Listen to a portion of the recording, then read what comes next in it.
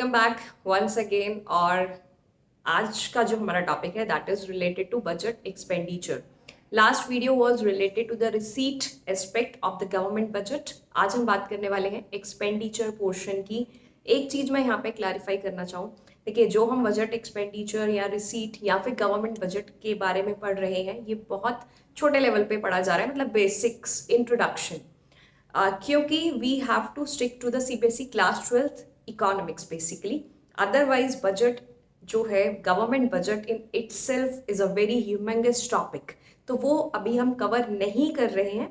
अभी हमारा जो मेन फोकस है that is according to the CBSE syllabus which is given to us for class 12th. Now the expenditure, budget expenditure is further divided into two, revenue expenditure and capital expenditure. आप यहाँ पे देख सकते हैं revenue expenditure के characteristics क्या है। First characteristic is that this type of expenditure जो है गवर्नमेंट का, वो उसके लिए कोई भी एसेट क्रिएट नहीं कर रहा, neither create any asset nor reduces liability for the government. ना तो कोई एसेट क्रिएट हो रहा है इस टाइप के खर्चे से, ना ही कोई लाइबिलिटी में रिडक्शन आ रहा है। एग्जाम्पल्स की बात की जाती है यहाँ पे कि कौन से एक्सपेंडिचर को हम क्लासीफाई करें। तो देखिए जैसे salary paid for normal functioning of the government departments, क्योंकि ये जो एक्सपेंडिचर है वो सरकार इसलिए कर रही है नॉर्मल जो फंक्शनिंग है सरकार की वो हो सके, तो ये रिकरिंग इन नेचर है, रेगुलर बेसिस पे होता है, ठीक है। तो गवर्नमेंट को रन करने के लिए ये वाला एक्सपेंडिचर हमें चाहिए। तो इसमें क्या क्या आ जाएगा, सैलरी पेड, पेंशन हो गया, देन इसमें क्या आ जाएगा, interest on loan, then we have the grants, various type of grants paid by the government. So these type of expenditure which are basically done by the government for normal functioning of the government departments, जो एक आप कह सकते हो कि regular basis पे भी हो रहे हैं, ना तो कोई एसेट क्रिएट कर रहे हैं ना ही कोई सरकार की लाइबिलिटी को रिड्यूस कर रहे हैं, हम इनको क्लासीफाई करते हैं एज रेवेन्यू एक्सपेंडिचर। तो बेसिस जो है क्लासीफाई करने का वो ये है रेवेन्यू एक्सपेंडिचर को।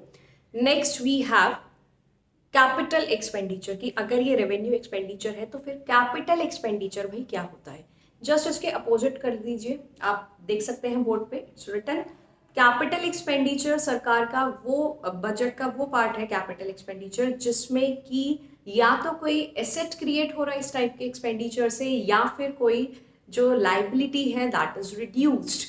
नाउ क्रिएशन ऑफ एसेट की अगर मैं बात करूं तो हम क्या क्या ले सकते हैं इसमें, जैसे purchase of any fixed asset by the government, और इसमें और क्या आ सकता है apart from purchase of fixed asset, कोई भी अगर मान लीजिए सरकार ने, अगर मैं सेकंड कैरेक्टरिस्टिक की बात करूं, रिडक्शन इन लाइबिलिटी, लोन लिया था रीपे कर दिया, तो वो किस में आ जाएगा, अगेन कैपिटल एक्सपेंडिचर। रीजन क्या है उसका कि लाइबिलिटी रिड्यूस हो गई है। अच्छा, पेमेंट ऑफ जो है यहाँ पे लोन जो रीपे कर दिया गया है, रिडक्शन इन लाइबिलिटी।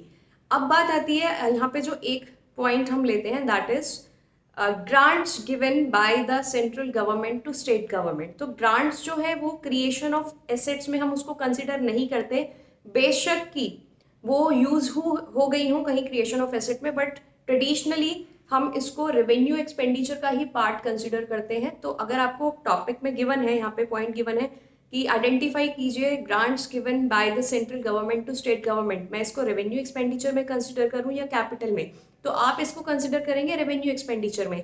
बट अगर यहाँ पर लिखा है loan given by the central government to state government, तो इसको हम ट्रीट करते हैं as a creation of asset, ये किस में कंसिडर होगा, कैपिटल एक्सपेंडिचर में। बहुत इंपॉर्टेंट पॉइंट है, इसमें बच्चे बहुत बार गलती कर रहे हैं, इसीलिए मैं आपको ये बता रही हूँ। इसी तरीके से यहाँ पे purchase of any fixed asset by the government, purchase of shares by the government जो है हम किस में कंसिडर करते हैं, these are basically treated as a part of capital expenditure.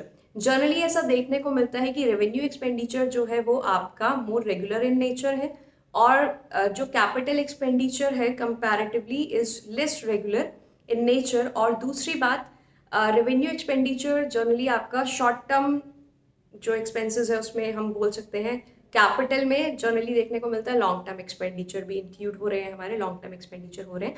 तो ये आपको, लेकिन जो मेन फोकस है वो इन कैरेक्टरिस्टिक्स पे करना है जो आपको यहाँ पे आप देख रहे हैं लिखे हुए हैं, ये हमारा मेन जो है फोकस इस पर है। और नेक्स्ट जो हमारी वीडियो होगी वो होगी कि मैं आपके प्रैक्टिस करवाऊंगी वेरियस जो आइटम्स हैं रेवेन्यू रिसीट में कौन से आ रहे हैं, कैपिटल रिसीट में, though we have discussed these earlier as well, लेकिन क्योंकि अब हमें एमसीक्यूज की भी प्रैक्टिस करनी है जो कि सीबीएसई इस बार के टर्म 1 में लेके आएगी, तो अब हम नेक्स्ट जो हमारा फोकस है, क्योंकि इसमें से श्योरिटी है कि क्वेश्चन जरूर आएगा कि आइडेंटिफाई वेदर कि ये रेवेन्यू रिसीट है, कैपिटल रिसीट है, या रेवेन्यू एक्सपेंडिचर है, या कैपिटल एक्सपेंडिचर है, तो हम जो है उसकी प्रैक्टिस भी करते चलेंगे साइड बाय साइड।